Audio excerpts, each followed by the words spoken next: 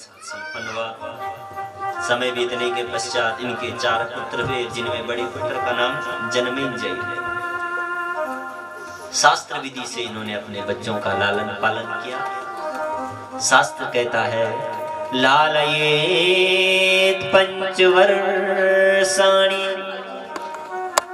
10 वर्षाणि ताडयेत्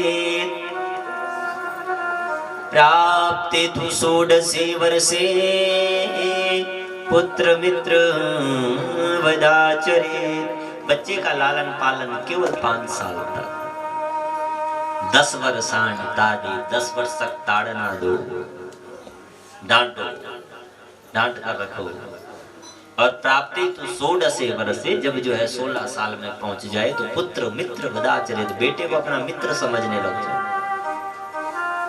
आज परीक्षित ने सोचा, बेटे को कहा, बोले बेटा आप जो है राज्यपाठ देखो, मैं कहीं घूम कर आता हूं। आज महाराज राजर्षि परीक्षित ने अपने पूर्वजों के समय का सोने का मुकुट धारण किया और चल पड़े वन की ओर।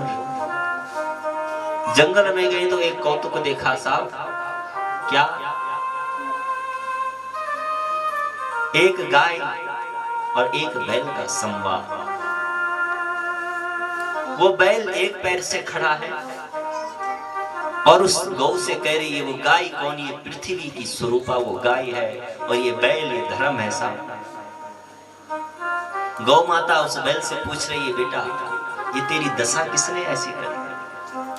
तो वो कहता, मैं किसकी बात का भरोसा करूं? शास्त्र कहते हैं कि कर्म प्रधान विश्वचराचर। शायद मेरे कर्म ऐसे हों, मैंने कोई ऐसे कर्म किए हों सो मेरे साथ ऐसा हुआ है।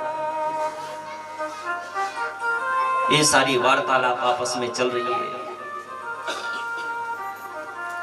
इतने में एक नंगी तलवार लेकर एक पुरुष जो है बैल की वो पैर काटने को भी तैयार है। राजर्षि परीक्षित ने जैसे उस पुरुष को देखा, उसको मारने की ओर दौड़ने लगे साहब, तो वो जो पुरुष था वो परीक्षित के चरणों में लेट गया। परीक्षित को तुरंत अपने पूर्वजों की बात याद आई। कहा था शरण में शत्रु भी आए तो उसे माफ करना। परीक्षित ने कहा, तुम कौन और क्यों उस बैल की वो पैर काटना चाहते हो? क्यों उस धर्म के वो पैर काटना चाहते हो? तो कहने लगा कि मैं कलयुग हूं महाराज, अब मेरा समय आ रहा है। तो परीक्षित ने कहा, जब तक मैं हूं तब तक तुम नहीं आ सकते। जहां राम तहां काम नहीं। ध्यान देना, जिस घर में आपने पहले राम को बिठा दिया, उस घर में संसार की बुरी आदतें नहीं बैठी। जहां राम तहां काम नहीं, और जहां काम नहीं राम, दोनों एक साथ नहीं रह सकते। ध्यान दें महाराज, कोई तो जगह दीजिए, कोई तो गांव बताइए, कहां जाऊं मैं, कहां जाऊंगा? भाई आप तो राजा हैं, आप ही तो आश्रय देंगे। तो कहा जाओ, द्यूतम पान स्त्रिया सोना यत्र वर्णाश्चतुर्विधा। जहां पर क्या होता हो, जहां पर द्यूत क्रीड़ा होती हो वहां जाकर रहो। जहां पर मदिरा पान किया जाता हो वहां पर जाकर रहो। स्त्रिया सोना, स्त्रियों का अपमान होता हो वहां पर जाकर रहो। ऐसी ऐसी 4 आदतें बताई, जहां पर जुआ खेला जाता है, झूठ बोला जाता है, स्त्रियों का अपमान होता है, आदि आदि। कलयुग स्थान है साहब इन जगहों पर, है ना? आपने देखा होगा जहां पर 2 शराबी मिलते हैं ना, तो वहां पर कलयुग होता है। जहां पर झगड़ा होता है वहां पर कलयुग होता है। झूठ बोला जाता है, कलयुग होता है। इन जगह पर कलयुग का स्थान। कहा, बोले महाराज जी तो सभी गंदी जगह, कोई अच्छी जगह भी तो बताओ, साफ सुथरी जगह। तो बोले जा सोने में बैठ जा, इससे ज्यादा और पवित्र क्या हो सकता है? सोना सबसे पवित्र है ना।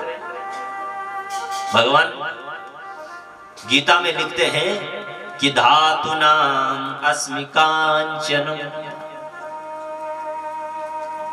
सोमकादि ऋषियों ने कहा, महाराज जैसे कथा सुन रहे हैं संशय मन में उत्पन्न हो रहा है। अभी आपने कहा जहां राम तहां काम नहीं, अब आपने कह दिया कि सोने में भगवान का विवास है और इधर इनका विवास है। हिरण्यगर्भः समवर्तताग्रे। सोने में किसका वास? भगवान नारायण का वास। इसलिए तो स्वर्ण दान करते हैं, बेटी के विवाह में सोने का दान करते हैं, भागवत जी की कथा में सोने का दान करते हैं। क्यों? क्योंकि उसमें नारायण का वास है, इसलिए। तो दोनों भी एक साथ नहीं बैठ सकते, कारण क्या है बताइए हमें। तो कहा, बोले महाराज जो सोना आपने मेहनत के द्वारा कमाया है उसमें तो भगवान बैठ जाते हैं, और जो चोरी करके लाया जाता है उसमें कौन? कलयुग बैठ जाता है। इसलिए पाया हुआ सोना भी अच्छा नहीं होता। अगर किसी का सोना कहीं खो गया, किसी को मिल जाए, या तो लौटा देना चाहिए, नहीं तो किसी मंदिर में दान दे देना चाहिए, घर नहीं ले जाना चाहिए वो सोना। कलयुग चला जाएगा, और जहां कलयुग चला जाएगा तो फिर क्या होता है, सुनो कथा में आगे। अब परीक्षित जी बोले, मैंने भी सोने का मुकुट पहना। और परीक्षित जी ने भी जो मुकुट पहना था ना, वो मुकुट भी कोई मेहनत का नहीं था। इनके पूर्वजों ने जरासंध को मार के वो मुकुट लाए थे, उस समय की बात है। अब तो कलयुग मती पर बैठ गया, सर पर बैठ। जो परीक्षित महाराज सदैव संत का सम्मान करता, आज वो जो है संत के पास गए, संत का अपमान करने लगे। कैसा अपमान? कथा के रूप में हम जानेंगे। संत के पास गए, बोले महाराज कुछ दो, भूख लगी है, कुछ भोजन करने को दो। तो सज्जनों, संत तो समाधि में बैठे थे, भगवान का नाम जपने में जो है तल्लीन थे। सम्यक ऋषि ने जब कोई जवाब नहीं दिया, तो अब तो परीक्षित जी गए। देखो ना, जब कलयुग मति में कलयुग बैठ जाए तो मानव उल्टे उल्टे काम करता। गए और एक सांप मार के लाके गले में डाल दिया। मरा हुआ सर्प जो है गले में डाल दिया। बोले तुम्हें मालूम नहीं मैं राजा हूं? गले में मरा हुआ सर्प डाल के चल दिए। श्रृंगी ऋषि आए, इन्होंने देखा मेरे गुरु के गले में ये मरा हुआ सांप। और संत कैसा होता है? जल के समान बताया गया है संत में। तुरंत क्रोधी हो जाए और तुरंत शांत हो जाए। जैसे श्रृंगी ऋषि ने देखा, उनकी क्रोध की सीमा नहीं रही, हाथ में जल लिया और बिना सोचे समझे श्राप दे दिया। जिसने भी ये कार्य किया है, यही सांप जो है, ये तक्षक जो है, उसको 7 दिन में डस देंगे और उसकी मृत्यु हो जाएगी। संत के मुख से निकला हुआ शब्द और धनुष से छूटा हुआ बाण कभी वापस नहीं आता साहब। पत्थर की लकीर है, पक्का होना है। पता लगा ये तो परीक्षित ने किया, दुख हुआ। समीक मुनि ने कहा, जाओ परीक्षित जी को बता दो, भाई ऐसा ऐसा हो गया, कुछ करो। जैसे ही परीक्षित जी ने मुकुट उतारा तो बड़ा पश्चाताप उन्होंने किया। मैंने आज ही क्या किया? मैंने एक संत का अपमान कर दिया। जीवन भर मैंने जिन संतों के चरणों का आश्रय लेकर अपना जीवन चलाया, आज मैंने जो है संतों का अपमान कर दिया। अब तो साहब वहां पर संतों की भीड़ लगने लगी। परीक्षित ने कहा, मैं इस पृथ्वी का एकमात्र एक मैं ही यहाँ पर ऐसा हूं जो बोल सकता है कि 7 दिन में मैंने मरना है। ध्यान दें साहब, 7 ही दिन है, रविवार, सोम, मंगल, बुध, बृहस्पति, शुक्र और शनि, 7 दिन है हमारे पास।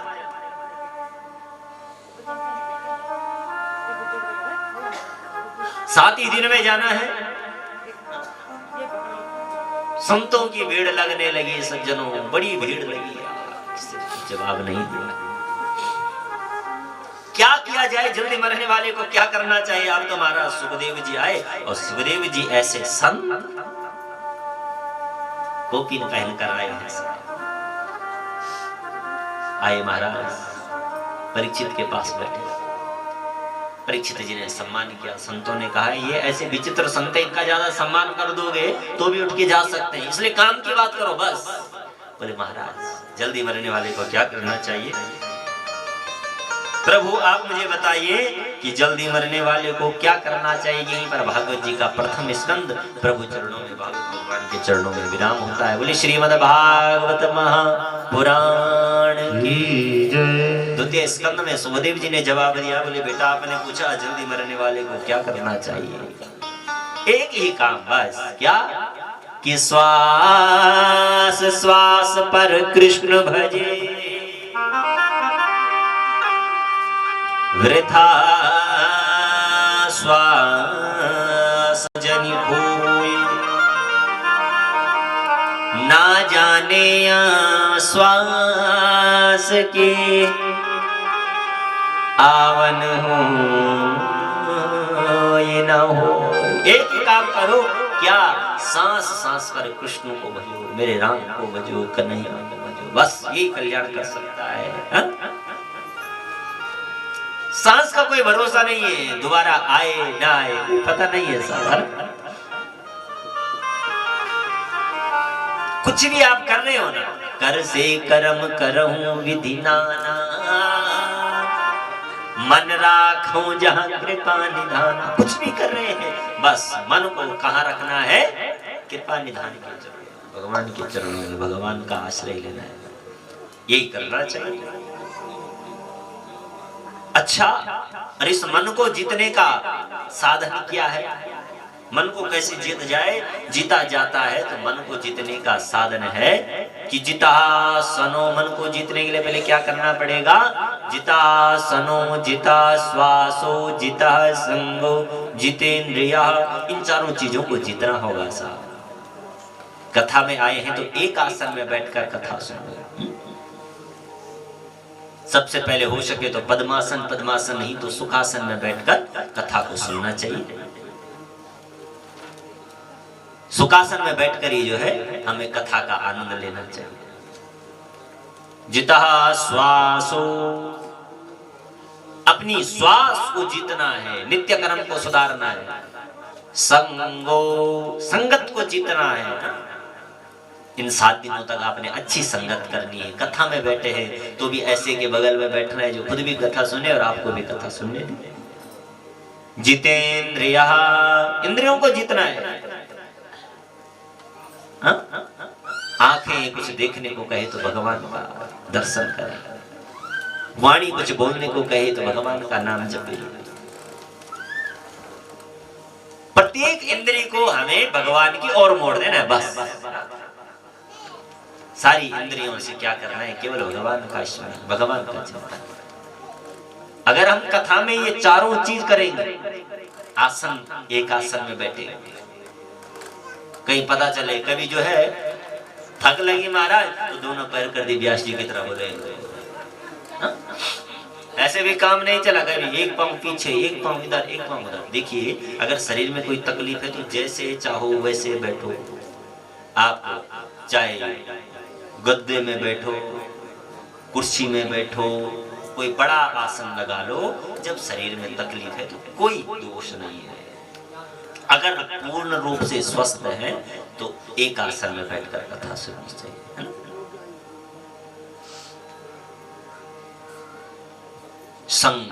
संगत को जीतना है, इंद्रियों को जीतना है। इस प्रकार जो है आप भागवत जी की कथा सुनेंगे तो मन को जीत सकते हैं। तत्पश्चात सर्वप्रथम जो है यहाँ पर वर्णन आया, सुखदेव जी राजर्षि परीक्षित को कथा सुना रहे हैं। सर्वप्रथम यहाँ पर सृष्टि का वर्णन आया। बोले संसार में, सृष्टि में जब कुछ भी नहीं था, स्थावर जंगम आंडज उद्भिद स्वेद जरायुज, बिल्कुल जब कुछ नहीं था तो केवल परब्रह्म था, वो नारायण था। नारायण ने विचार किया क्यों ना मैं एक से अनेक हो जाऊं, तो भगवान की नाभि कमल से ब्रह्मा जी का जन्म हुआ था। ब्रह्मा जी का जन्म हुआ। अब ब्रह्मा जी ने सोचा, बोले मैं हूं कौन? आखिर हम हैं कौन? ये आप हमको किसी को पता नहीं है भाई, यही तो कमी है। अगर मैं इसकी ढूंढ में निकल जाऊं ना, मैं हूं कौन, खुद को पहचानो, तो उस दिन मुझे पता लगेगा मेरा कौन है। मैं धोखे क्यों खा रहा हूं? क्या कारण है धोखे खाने का? दुख क्यों मिल रहा है? क्योंकि मैं खुद को नहीं जान पाया, खुद को नहीं समझ पाया, खुद को नहीं पहचान पाया। और जब मुझे खुद का ही पता नहीं है तो मेरा कौन है कहां से पता लगेगा? बोलो। हम सोचते हैं महाराज जो शीशे पर दिख रहा है यही मैं हूं। नहीं, गलत। क्षितिजल पावक गगन समीरा। ये तो पृथ्वी जल तेज वायु आकाश से शरीर का निर्माण हुआ और इसी में मिल जाएगा, ये मेरा नहीं है साहब। अगर ये मेरा होता तो एक जैसा रहता। अब ये हमें किस किताब से मिलेगा, ये कहीं लिखा नहीं है। बहुत सुंदर बात। मुझे अपने पन का ज्ञान कौन कराए, ये मुझे कहीं किताब में नहीं मिलने वाला, ये तो मुझे खुद बताएगा। एकांत स्थान पर जाकर अपने आप से पूछो, मैं कौन हूं? अरे कुछ तो है। अगर ये शरीर मैं हूं तो हमने तो सुना है सब मरते हैं और जाना टूट सकती है। क्यों? यहां पर कोई रहने वाला नहीं है, सबने जाना है, सबको पता है, लेकिन फिर भी अपने मार्ग से भटक रहे। क्या बुद्धि है? कौन हमें भटका रहा है? अरे कोई तो होगा, बोलो ना। नहीं, अरे कुछ ना कुछ तो है कि मुझे पता होने के बाद भी मैं फिर भी गलत रास्ते पर जा रहा हूं। हमें पता है कि मैंने यहां से जाना है, मरना है, कोई जीत नहीं सका। आया है सो जाएगा, राजा हो या रंग, कोई भी, राजा रंग फकीर, सबने जाना है। लेकिन फिर भी महाराज अपने लक्ष्य से भटक गए। क्यों आए हैं ये जानने के बाद भी 50 भागवत सुन लिया आपने और सब भागवत में आपको एक ही उपदेश मिला, क्या करना चाहिए। अपने जानने को सुधारो बस, इसीलिए तो यहाँ आए हैं। 84 लाख दुनिया भटकने के बाद यदि हम मनुष्य बने हैं तो क्यों? क्योंकि हम जो है चाहे तो अपने जानने को सुधार सकते हैं। नहीं सुधार सकते हैं या नहीं? बोल, सुधार सकते हैं। कब सुधरेगा? जब भगवान का भजन करेंगे, जब भगवान की माला जपेंगे। और सज्जनों, भगवान की माला यदि हमने जपने का नियम बना दिया, अगर जो है एक माला को जपने लगे तो 50 बार तो हमें नींद आ जाएगी। क्यों? अरे भाई, एक माला में मुश्किल से 108 दाने होते हैं। 108 बार भगवान का नाम जपते जपते हमें नींद की झपकियां आ जाती है। सज्जनों, क्या कभी किसी को नोट की गड्डी, नोट गिनते गिनते कभी किसी को नींद की झपकियां आई क्या? नहीं। अगर कोई घना घोर नींद में बोलो ना, रात को 2 बजे भी 2 बजे अगर आप कहते हैं उठा दिया जरा 1 लाख रुपए गिन दे, वे की नींद भाग जाएगी साहब। हाँ, मैं गलत नहीं बोल, वे की नींद भाग जाएगी और रुपया गिन लग जाए। और एक नोट तो 2 बार देखो, गलत नहीं में ध्यान दिया। क्या नाम का ना उन नोटों ते हम अपड़ू मानिए और परमात्मा ते अपड़ू नहीं। ये तो कारण है। अगर भाई वो माला को भी मैं अपना मानता तो कैसे नींद आ जाती, बोलो।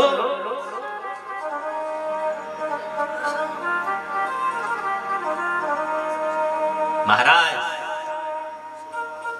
अगर जो है कोई धर्म का कार्य हो ना, शादी जब होती है ना, बोले पंडित जी शादी जल्दी कराओ। क्या पद्धति थी शादी की, क्या करेंगे पंडित जी? पूरी प्रक्रिया आपने जो है पंडित जी बस आधे घंटे में सारे फेरे करा दो। क्या करेगा ब्राह्मण? और महाराज अजय वो कम डिस्को डांस हो तब डीजे वाला दगड़ एक एक बजते लड़दान। अरे एक गान और चला भाई, अरे एक गान और चला भाई, पैसा नहीं दिया तो ध्यान दिया। वो डिस्को डांस में 8 बजे बेटी 2 बज जाली, थकड़े नहीं आप लोग। और पूजा में अगर पंडित जी 2 घंटा लगाया ली, पंडित जी गा जान खाई दिला। पंडित जी क्या चल करना 2 घंटा बेटी? देखो किस ओर जा रहे हैं हम लोग, कहां जा रहे हैं, क्या कर रहे हैं? सोचो, विचारो, मत जाओ उस संस्कृति में जहां जा रहे हैं। अपनी संस्कृति को स्मरण करो, याद करो। ये हमें कब पता लगेगा मैं कौन हूं? बोलो, जब हम क्या करेंगे? जब ब्रह्मा जी ने जानना चाहा कि मैं कौन हूं, तो वहां से दो शब्द निकले, ता और पा। तप भाव से बोलना,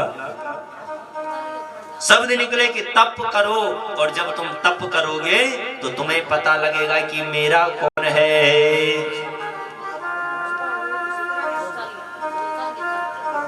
तभी जाकर पता लगेगा सज्जनों कि मैं कौन हूं और मेरा कौन है साहब। और जब तक जीवन में तप को नहीं बढ़ाया, जब तक जीवन में जप को नहीं बढ़ाया, तब तक मुझे मालूम नहीं लग सकता कि आखिर मैं हूं कौन।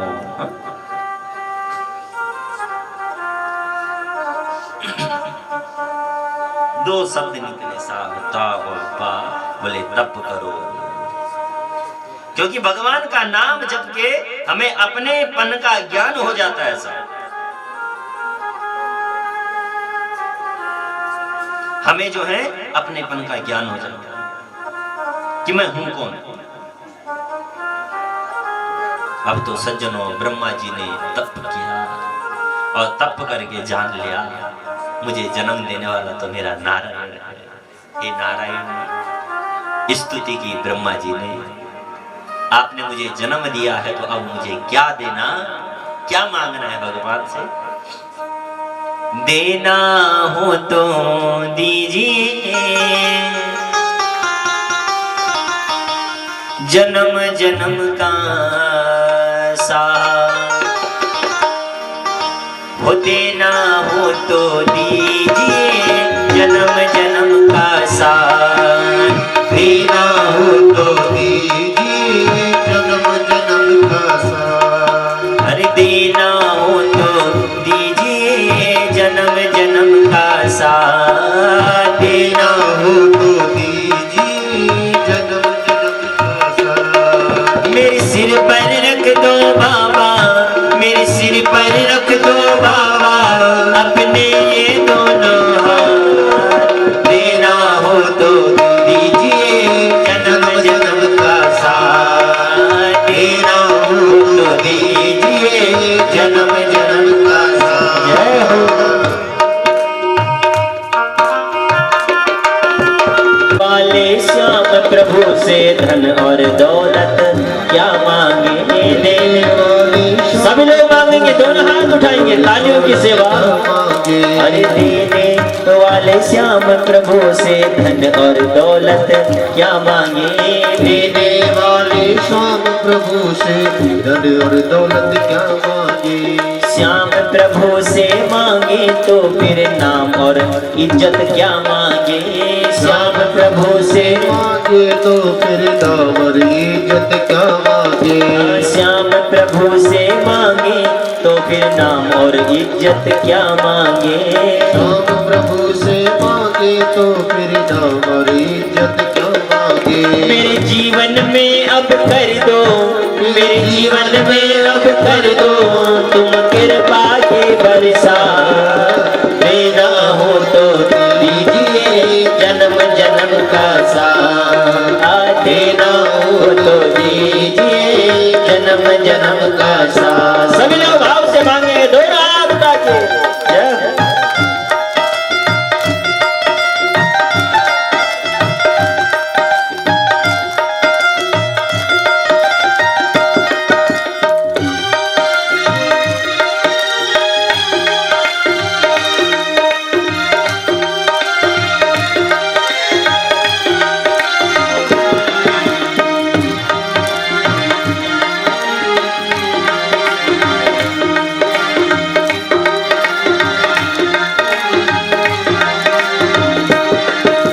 श्याम तेरे चरणों की धूली धन दौलत से महंगी है।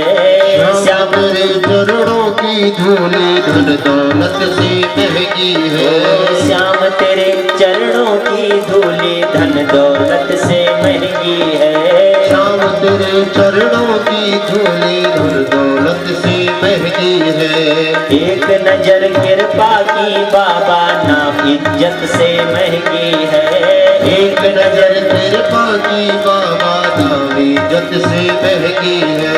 एक नजर कृपा की बाबा नाम इज्जत से महंगी है। एक नजर कृपा की बाबा नावे जग से बहकी है। मेरे दिल की तमन्ना यही है, मेरे दिल की तमन्ना यही है, तेरी सेवा कर दिन रात। देना हो तो दीजिए जन्म जन्म का साथ, देना हो तो दीजिए जन्म जन्म का साथ, मेरे का साथ मेरे बाबा। देना हो तो दीजिए जन्म जन्म का साथ। सभी लोग भाव से जय हो।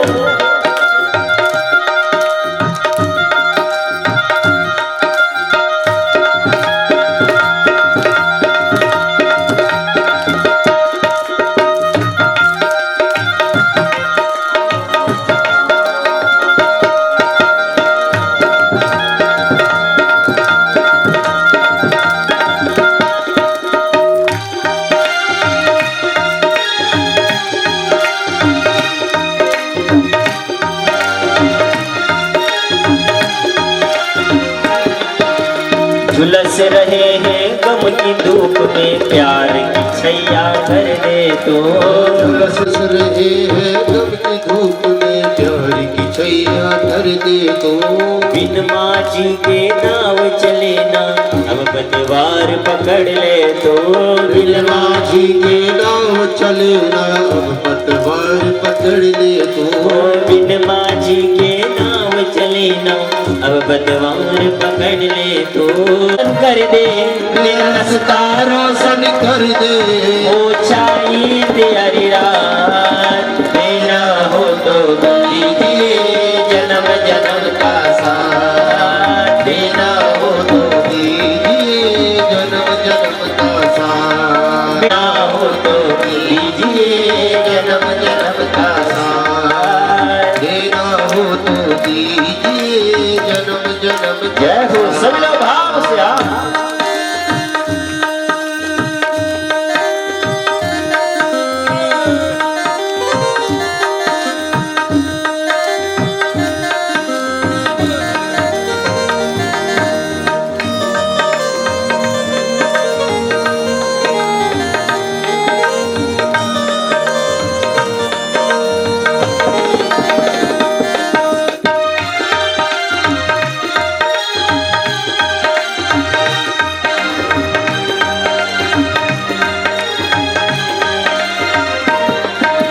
सुना है हमने शरणागत को अपने गले लगाते हो।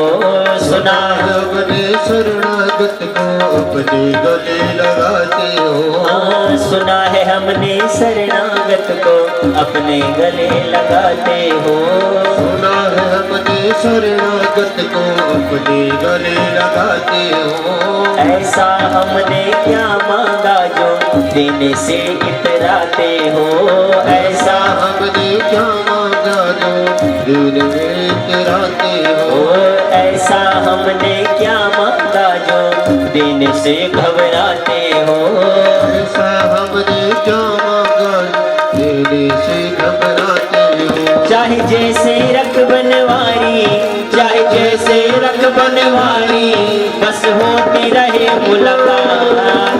देना हो तो दीजिए जन्म जन्म का साथ। देना हो तो दीजिए जन्म जन्म का साथ। देना हो तो दीजिए जन्म जन्म का साथ।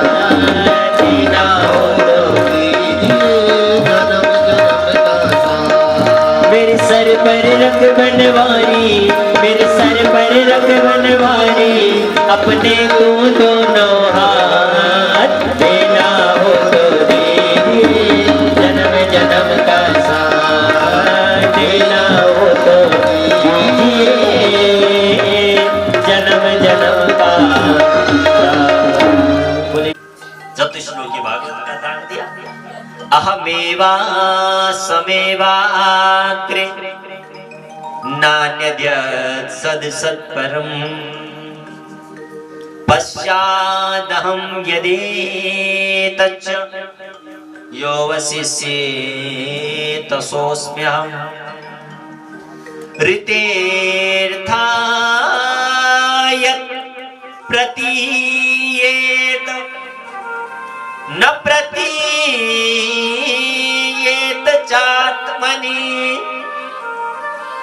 तद्विद्या दात्मनो माया यथा भासो यथा तमः यथा महान्ति भूतानि भूतेषु चावचेष्वनु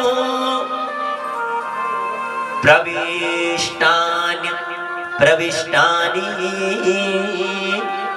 तथा ते सुनाते स्वम् एतावदेव जिज्ञास्यम् तत्त्वजिज्ञासुनात्मनः अन्वय व्यतिरेकाभ्याम्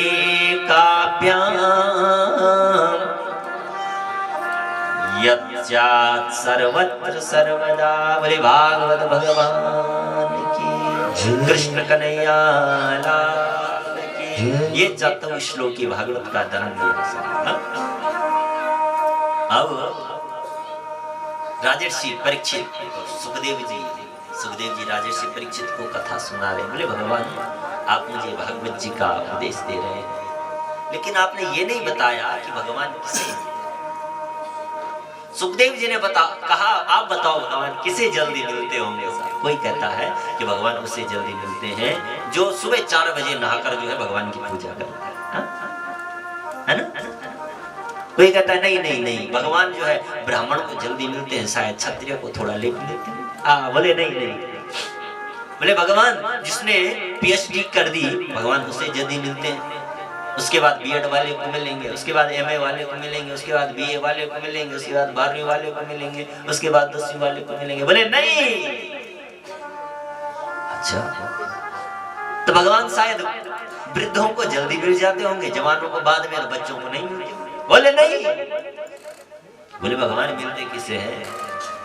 तो कहा कि व्याधस्या चरणम ध्रुवस्य च वयो विद्या गजेन्द्रस्य का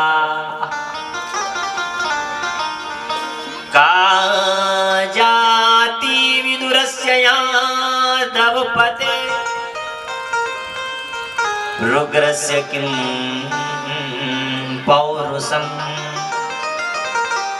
उपजाया किं रूप तत्र अधिकम् किं तत्सुदाम्नो धनम् भक्त्या तुष्यति केवल परमयो भक्ति प्रियो माधवा। किसे मिलते हैं भगवान? बोले अगर भगवान जो है उम्र देखते तो भगवान बालक ध्रुव को कभी दर्शन नहीं देते। अगर भगवान पढ़ाई लिखाई देखते तो भगवान गजेंद्र को कभी दर्शन नहीं देते। अगर भगवान जात पात को देखते तो भगवान विदुर को कभी दर्शन नहीं देते। अगर भगवान रूप देखते तो त्रिवक्रा को, जिसका नाम सौरंद्री को कभी दर्शन नहीं देते। अगर भगवान धन देखते तो सुदामा को कभी सुदामा से मित्रता ना करते। बोले महाराज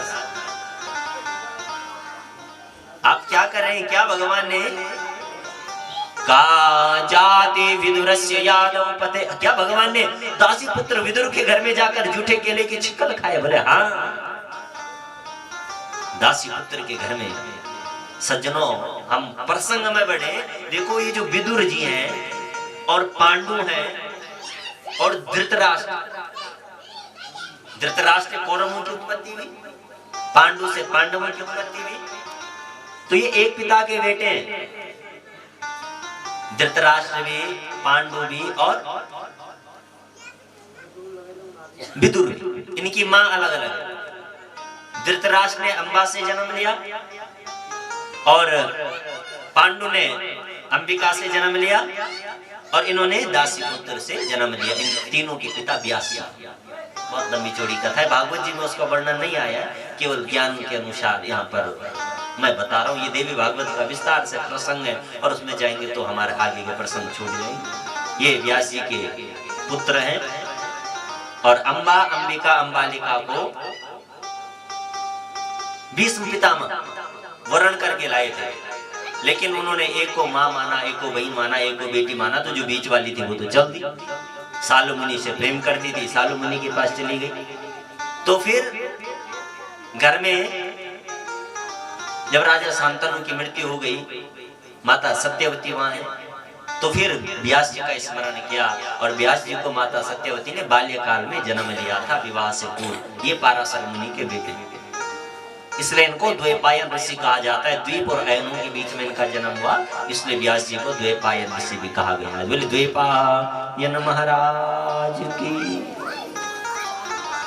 बोले क्या भगवान ने विदुर के घर में जाकर केले के छिकल खाए, इसका क्या कारण है?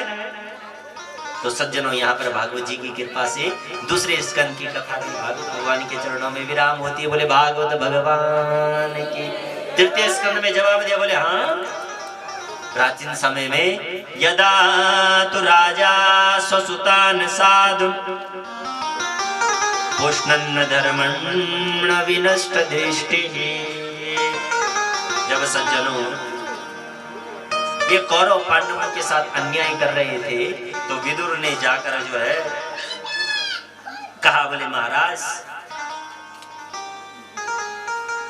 आप जो है हे धृतराष्ट्र जी, आप इन पांडवों के साथ गलत कर रहे हैं। ये मैं आपको मंत्री होने के नाते नहीं, एक मित्र होने के नाते कर रहा हूं। अन्यायी की बेल कभी हरी भरी नहीं होती, ध्यान रखना, आप बहुत गलत कर रहे हैं। अंदर की आंखें, बाहर की आंखें तो आपकी है नहीं, लेकिन अंदर की भी आंखें आपकी जो है खत्म हो गई। ये दुर्योधन जो है आपके वंश पर कलंक लगाने वाला है। मेरी बात मानो, पांडवों के साथ जो आप ये लक्षागृह में जलाने का षड्यंत्र रच रहे हो, मत करो। दुर्योधन को जब इस बात का पता लगा, बोले हमारा खाते हो और हमारी जो है बुराइयां करते हो, तो विदुर जी को घर से निकाल दिया। साहब ये जंगल में गए, पर्णकुटी बना के अपनी विदुरानी के साथ रहने लगे। एक दिन दुर्योधन ने भगवान को घर पर निमंत्रण दिया, भगवान को बुलाया, तो ये कपट पूर्ण स्वागत था। पूरी नगरी ऐसी सजा दी मानो दुल्हन की तरह सजा दी हो, लेकिन इसमें महाराज प्रेम नहीं था। ध्यान दें, हृदय से किया गया कार्य और दिखावे के साथ किया गया कार्य ना बहुत अंतर आ जाता है ना? समझ रहे? और जो हृदय से काम होता है ना, उसका पता नहीं लगेगा कब हो जाए। और जो कार्य हम नहीं करना चाहते फिर भी करना पड़े, जबरदस्ती करना पड़े, तो उसमें वो आनंद नहीं है, बेकार। मानो कभी पति के साथ में जो है 8, 9, 10 बजे जो भी पति के साथ में उसका कोई मित्र घर पर आ जाए, पत्नी को बोला, बोले रोटी है? पत्नी ने बोला, भाई आपने तो बताया नहीं, 2 ही आदमियों की रोटी बनाई थी, आपके लिए और मेरे लिए रोटी बनाई थी, तो 2 ही आदमियों की रोटी है, रोटी तो नहीं है। तो बोले एक काम कर दे, जरा 2 रोटी और डाल। तो वो जो है मनी मन गाली देती है, बोले कखा ले आइए संगीत, मेरी नींद खराब कर ली। बोल दी क्या करे, अब आ गया, जाना पड़ेगा कीचड़ में। तो साहब नहीं जाती है बनाना, घंटों लग जाते हैं, बहुत टाइम लगेगा, देखना कर। और अगले दिन यदि उसके पति के साथ किसी का भाई आ जाए, किसका भाई? पत्नी का भाई आ जाए, पत्नी के भाई ने देखा, भाई मैं तो बता के नहीं आया, भोजन तो नहीं हुआ, तो झूठ कहता है, बोलते दीदी मैं खा के आया हूं। बोले नहीं नहीं, कैसी बात करता है, खा के आया? बाप देख 2 मिनट हम अभी मैगी चढ़ाऊंगे और 2 रोटी और मैगी, देख 5 मिनट हम भोजन तैयार। जो ब्याह आए तो वही का मन में जो बनोनी चांद थे, तो वह हम घंटों लगे सब, और फिर भी हमें स्वाद नहीं आई। लेकिन जब भाई आया तो 5 मिनट में जो भोजन तैयार। तो कोई भी काम करो ना दिल से करो, भगवान की भक्ति करो ना तो दिल से करो, दिखावे के साथ बेकार है, भगवान समझ गए, आनंद नहीं है। खर्चा तो बहुत किया है, खूब सजाई है नगरी, लेकिन ये तो कपटपूर्ण मैत्री से भगवान गए। इधर विदुरानी ने विदुर से कहा, बोले महाराज आज भगवान आ रहे हैं, क्या भगवान के हमें दर्शन नहीं होंगे? विदुर ने कहा, देवी क्यों चिंता करते हो, हम भी चले जाएंगे और कहीं पीछे जाकर बैठ जाएंगे, भगवान की एक दृष्टि पड़ जाए तो हमारा जीवन धन्य। भाव से बोलना, जय श्री कृष्ण। भगवान की बस एक दृष्टि पड़ जाए ना सज्जनों, उसी से काम बन जाएगा। हम लोग मंदिरों में जाते हैं ना, तो वहां पे भी हम लोग जो थोड़ा धनाढ्य लोग होते हैं ना, पैसे वाले वीआईपी दर्शन करने की सोचते हैं। साहब भगवान के सामने ये सारी संपत्ति धूली के समान है यार। कभी भगवान के मंदिर में जाओ ना सज्जनों, आप चाहे कितने धनाढ्य क्यों ना हो, नियम पूर्वक जाओ। आपके पास तो पैसा है, आप वीआईपी रास्ते से चले गए, दर्शन करके आ गए, और जो बेचारा सच्ची श्रद्धा से आया है वो खड़ा का खड़ा है। मुझे नहीं लगता भगवान के दर्शन करने का कोई लाभ होगा। नियम पूर्वक जाओ ना, जैसा नियम है हमारा।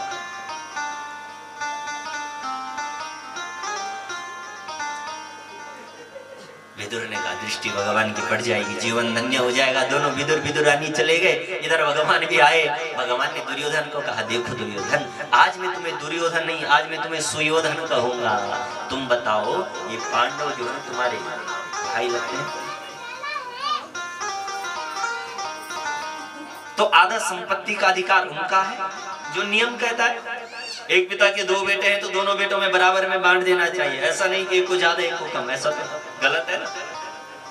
ठीक है मत दो, आधा मत दो, तुम 5 गांव दे दो, मैं उनको शांत कर दूंगा। दुर्योधन ने जैसे सुना तो कहने लगा, बोले भगवान सूचग्रेणेव दास्यामि बिना युद्धेन केशव। हे भगवान आप क्या कह रहे हो, आधा जमीन बिना युद्ध के सुई के बराबर की जगह भी नहीं देंगे साहब। इतने में राष्ट्र ने हाथ दबा दिया, क्या मेहमान आए हैं, भगवान आए हैं, ऐसी कोई बात करता है क्या। बोले छोड़ो ना भगवान, आपके लिए तो अंदर जो है माँ ने, माता गांधारी ने आपके लिए 56 प्रकार के भोग बनाए हैं। भगवान ने कहा देखो दुर्योधन, भोजन 2 परिस्थिति में किया जाता है। ये तो खाने वाले के मन में अगाध श्रद्धा हो, बहुत श्रद्धा हो, या तो तब खाया जाता है। ये तो खाने वाले को बहुत भूख लगी, अगर बहुत ज्यादा भूख लगी तब वो ये नहीं देखेगा श्रद्धा है कि नहीं। श्रद्धा हो तो ये नहीं देखेगा कि पेट भरा हुआ है या नहीं। अगर पेट भरा हुआ भी होगा, किसी के मन में अगाध श्रद्धा है तो खाना पड़ता है ना। तो यहाँ ना तो श्रद्धा है और ना मुझे भूख लगी, और वैसे भी मेरा भोजन आज भगवान ने आंखों में इशारा कर दिया विदुर को, जाओ मैं आ रहा हूँ। विदुर ने कहा मुझे लगता है आएगा। विदुर चले गए साहब, कहा देव प्रयाग जाएगी, और बोले मैं भगवान ते जो छा सुंदर मिठाई लाऊंगा, पेड़े लाऊंगा, मिठाई लाऊंगा, माखन लाऊंगा। विदुरानी को आगा यहाँ बैठे रहना, जब भगवान जाएंगे तो बता देना। अब भगवान ने कहा वैसे भी भाई देखो मेरा भोजन तो विदुर के घर में। दुर्योधन ने कहा बोले भगवान विदुर को तो हमने नौकरी से निकाल दिया, उसके तो खुद की खाने के लाले पड़े, वो आपको क्या खिलाएगा। भगवान ने कहा ये तो मैं नहीं जानता क्या खिलाएगा, लेकिन उसने बुलाया तो मैं जाऊंगा। सज्जनों भागवत जी में वर्णन आया है, इधर विदुरानी अपने घर पर गई, अपने घर का झाड़ू पोछा करने लगी, इधर स्नान कर रही थी। भागवत जी में वर्णन आया है साहब, जिस प्रकार भगवान का भक्त जब भगवान के मंदिर में जाता है तो चरण पादुकाएं उतार कर जाता है, बोलो जाता है नहीं। ठीक इसी प्रकार भगवान भी जब अपने भक्त के दर्शन करने गए, जब बोले भगवान जो है विदुर के घर में जा रहे थे, भगवान ने अपनी चरण पादुकाएं उतार दिया। कितना दयालु है, बोले भक्त वत्सल भगवान, कितना दयालु है ना। देखो भगवान का भक्त जो है नियम पूरे करे ना करे, लेकिन भगवान चरण पादुकाएं उतार कर जा रहे हैं। पहले जो है जब हम देवालय जाते थे, मंदिर जाते तो घर से चप्पल ही नहीं पहनते थे, घर के द्वार पर भी चप्पल नहीं उतारते थे, व्यवस्थित। आज देखो महाराज घर की बात तो दूर है, घर तो आज हम कहते हैं किचन की चप्पल। अरे वाह कैसा जमाना आ गया। बाबू से बोलो किचन की क्या है। अरे भाई वो चप्पल होते पहनी कख है, वो चप्पल फुटो मत पहनी, मुंड मत नहीं पहनी, हाथों पर नहीं पहनी, चप्पल तो चप्पल है। अब कल के दिन आप बोलोगे कि पूजा घर की चप्पल तो चलेगा क्या। वो तो अन्नपूर्णा मैया हुआ करती थी ना, गांव में तो अभी भी नहीं ले जाते ना। हम हमारा घरों में चूल्हा होना, अन्नपूर्णा मैया होंगी हुआ पहले जब हम भोजन बनवन था तो पहले वे चूल्हा में डालता था अग्नि मैया थे ना। आ देखा किचन की चप्पल, चलो जो भी है। हम भागवत कथाओं में जाते हैं, बहुत सारे लोग जहाँ ज्यादा भीड़ होती है ना तो वहाँ क्या करते हैं, अपने निस रख देना चप्पल, कहीं कोई चप्पल। अरे महाराज ये क्या हो रहा? ये तीन जगह उन चप्पल उतार दी, जब हमारी नजर में चप्पल पर पड़ दे रहो। एक नजर ब्यास जीते हैं, दूसरी नजर चप्पल, हमारी चप्पल को चोरी देना देगा। क्या हो रहा है? कभी ऐसा था साहब कि हम जब भगवान के दर्शन करने जाते थे घर से ही नहीं जाते थे, ठीक है, लेकिन कम से कम अन्नपूर्णा मैया को अन्नपूर्णा समझो, है ना? मंदिर में गए तो वहां भगवान रहते हैं, भाई चप्पल तो चप्पल दूषित है ना? तो हमें अपनी प्राचीन संस्कृति को आज अपनाने की आवश्यकता। मैं बार बार पहले की बात इसलिए कहा करता हूँ क्योंकि हम पहले नियम से जीते थे, आज हमारा ढंग बदल चुका है, आज हमारा कोई जीने का तरीका ही नहीं है, बेकार राक्षसों सा जीवन आज के जो है पाश्चात्य संस्कृति की ओर जा रहे हैं और वो राक्षसी पद्धति अपना रहे हैं, है ना? हमें अपनी संस्कृति को अपनाने की आवश्यकता है। जैसे हमारे माता पिता ने जीवन जिया, उन्होंने अपने माता पिता हमारे दादा दादी से जीवन सीखा, ऐसे ही हमें भी उनके कुछ अंश तो हमारे पास होने चाहिए। अच्छी बात है, आज समय बदल रहा है, पैसा कमाओ सब करो, लेकिन अपने धर्म को मत छोड़ो। बस धर्म को धर्म की तरह रहने। भगवान गए, सब चरण पादुका उतार कर गए, द्वार पर पहुंचे, बोले हे चाची मैं कन्हैया आया हूँ, इधर चाची नहा रही है, साहब स्नान कर रही थी चाची और भूल गई मैं तो स्नान कर रही थी। दौड़े दौड़े आई, द्वार खोला और भगवान के लिए चौकी यहाँ पर बिछाई, यहाँ पर ठीक नहीं है, यहाँ पर बैठो, यहाँ पर ठीक नहीं है, यहाँ पर बैठो। ऐसा करते करते भगवान के 4 चक्कर लगा दिए साहब करके। एक स्थान पर बिठाया, भगवान ने कहा देखो चाची तो भूल गई कि मैं नहा रही थी। भगवान ने अपना पट्टा निकाला, चाची को उड़ाया, कहा चाची और बातें बाद में करेंगे, पहले मुझे कुछ भोजन करने को दो, बहुत भूख लगी है चाची। हड़बड़ाहट में क्या लाऊं, मेरा कन्हैया आया है, कुछ खाना है। दौड़े दौड़े गई, कदली के फल लाई साहब, हाँ भाव के बस देखो ना, और केला खुद खाती है, जो मीठा था उसके छिक्कल भगवान को दिया।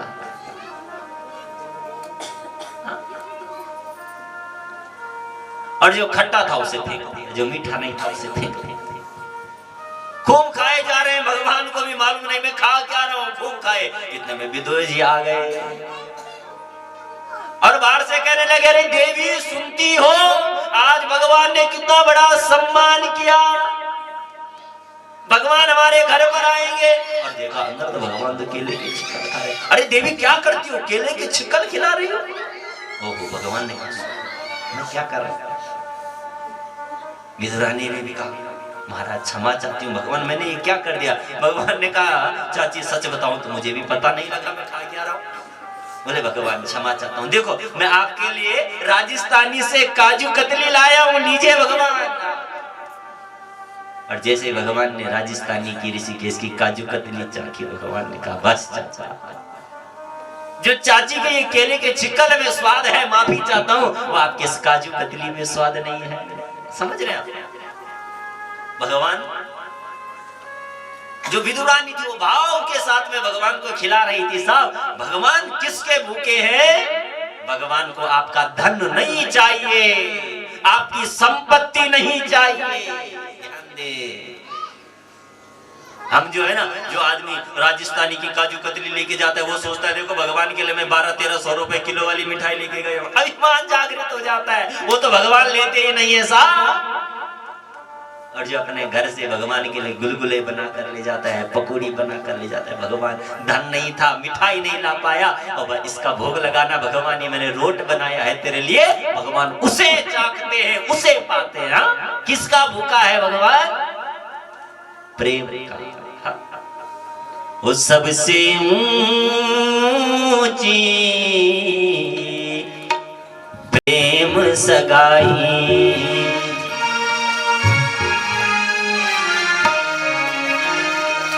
हाँ सबसे ऊंची प्रेम सगाई, सबसे ऊंची प्रेम सगाई, सबसे ऊंची प्रेम सबसे ऊंची प्रेम सगाई। ओ सबरी के वे रे सुदामा के तंदुल सबरी के रे सुदामा के तंदुल सबरी के वे रे सुदामा के तंदुल सबरी के रे सुदामा के तंदुल रुचि रुचि भोग लगाई सबसे ऊंची प्रेम सगाई। सबसे ऊंची प्रेम सगाई सबसे ऊंची प्रेम सब लोग गाएंगे भाव धन को मेवा त्याग्यो दुर्योधन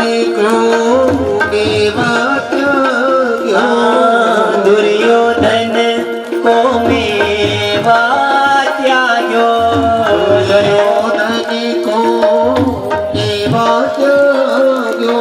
साप विदुर घर खाई सबसे ऊंची सबसे ऊंची प्रेम सगाई सब गाएंगे प्रेम से गाएंगे भाव से जय हो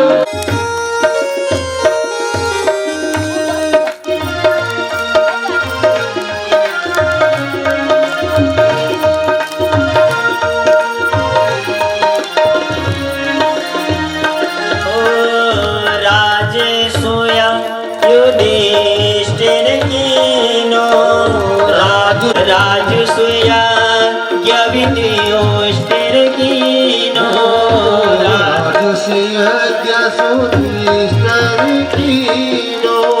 तामे जूठ उठाई सबसे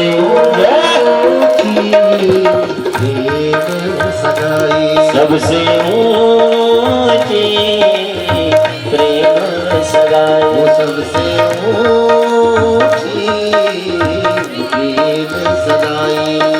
ऐसी प्रीत वृंदावन में ऐसी प्रीत बड़ी वृंदावन ऐसी प्रीत बड़ी वृंदावन ऐसी प्रीत नचाई सबसे ऊंची प्रेम सगाई सबसे ऊंची प्रेम सगाई ओ झूठे फल सबरी के खाए झूठे फल सबरी के झूठे फल सबरी के खाए झूठे फल सबरी के बहुविधि स्वाद बताई सबसे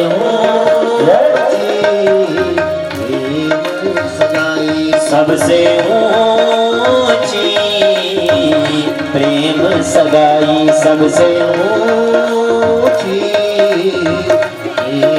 सगाई ओ प्रेम के बस निप सेवा कीने प्रेम के बस सेवा प्रेम के बस निप सेवा कीने प्रेम के बस सेवा आप बने हरिनाई सबसे सगाई सबसे ऊंची प्रेम सगाई की कथा में बहुत सुंदर प्रसंग हम यहाँ पर श्रवण करेंगे। तृतीया चतुर्थ स्कंद पंचम स्कंद की कथा में बहुत सुंदर कथाएं भागवत जी की आगे हम श्रवण करेंगे। आए कल भी ठीक इसी प्रकार, यद्यपि मैंने देखा 1 बजे से कथा का समय था, लेकिन जो संभव यहाँ पर नहीं हो पाया। थोड़ा आप लोगों को घर के काम करने होते हैं, तो कम से कम 1:30 बजे से आप लोग कथा पंडाल में पहुंचेंगे तो ठीक 2 बजे तक यानी कथा प्रारंभ होनी चाहिए। 2 बजे बोला इसका मतलब ये नहीं कि 2:30 बजे, आप लोग 1:30 बजे पहुंचेंगे, 2 बजे कथा यहाँ पर प्रारंभ हो जाएगी। आए आज की दिव्य चर्चा को प्रभु चरणों में विराम देंगे। बोले कृष्ण कन्हैया लाल की, बोले भागवत भगवान, बोले भैरवनाथ भगवान, नागराज नरसिंह भगवान, चामुंडा मैया, बद्री केदार भगवान, गंगे यमुने मैया की। बोलो हर हर हर हर हर हर महादेव शंभो। स्तुतसवीरगुं सर्वगणगुं सुस्थये आत्मसनि प्रजासनि पशुसनि लोकसन्यभयसनि अग्निः प्रजां बहुलां वै करोत्वन्नं पयोरेतोऽसमासु दत्ता। तेरी मूर्ति उतारो मैं गिरधर तेरी आरती, मन में बसा कर तेरी मूर्ति उतारो मैं गिरधर तेरी आरती, मन में बसा कर तेरी मूर्ति उतारो मैं गिरधर तेरी आरती। दो भगवान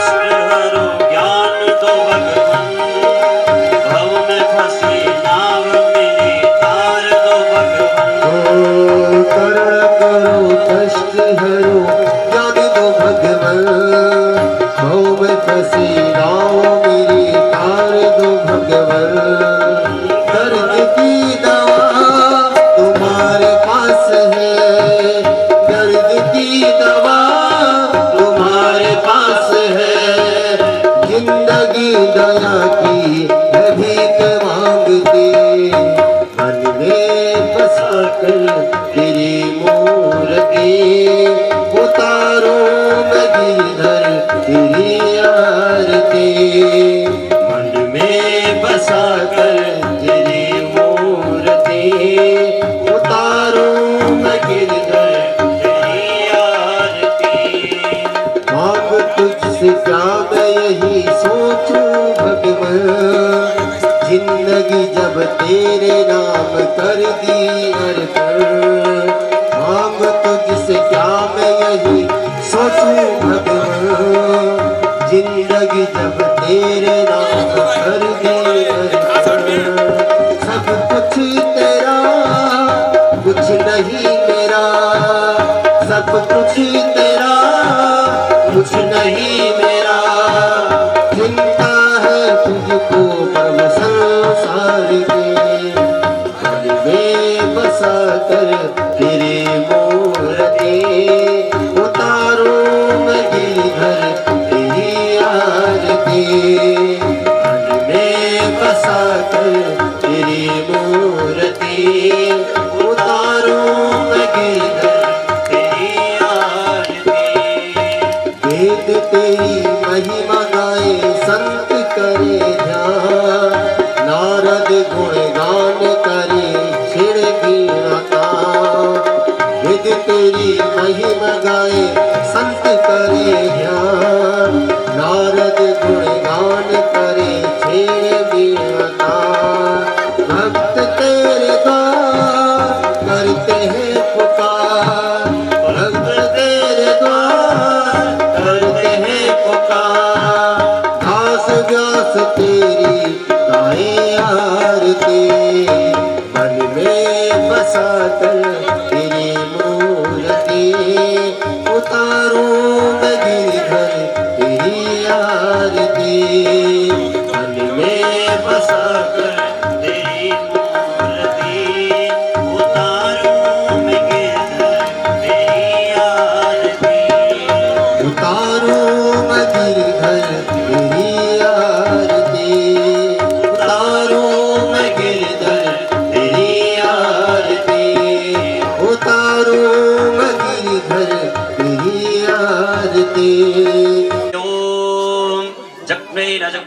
यजन्त देवाः स्थानि धर्माणि प्रथमान्यासन्नः तेहनाकं महिमानः सजन्त पूर्वे साध्याः शान्तिदेवाः ॐ राजाधिराजाय प्रसय्यसाहिने नमो वयं वैष्णवणाय कुर्महे समे कामान् कामकामाय मह्यं कामेशो वैष्णवणो ददातु कुबेराय वैष्णवाय महाराजाय नमः ॐ विश्वदश्चक्षुर्विश्वतो मुखो विश्वतो बाहुर्विश्वतस्माद् सम्बाहुभ्यां दमति सम्भः शक्ति प्रचोदयात् हरिः ॐ तत्पुरुषाय विद्महे महादेवाय धीमहि तन्नो रुद्रः प्रचोदयात् हरिः ॐ अञ्जनीसुताय विद्महे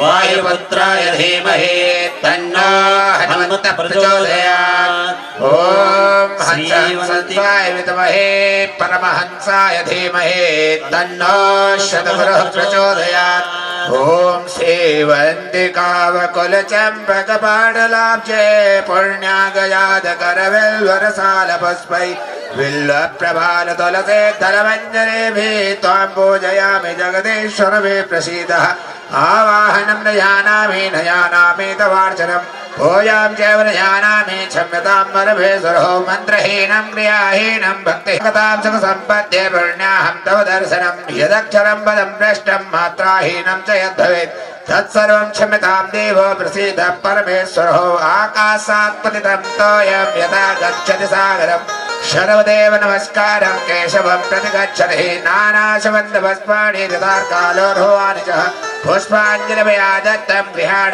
परमेश्वरः दिव्य मंत्र पुष्पांजलि की जय हो सत्य सनातन धर्म की जय हो आज के आनंद की जय हो यज्ञकर्ताओं की जय हो ब्रह्म समाज की जय हो व्यास भगवान की जय हो जयकारा शेरा वालिदा बोल साचे दरबार की जय बोले मित्र देवताओं की जय हो बोल नमः पार्वते पतये हर हर महादेव।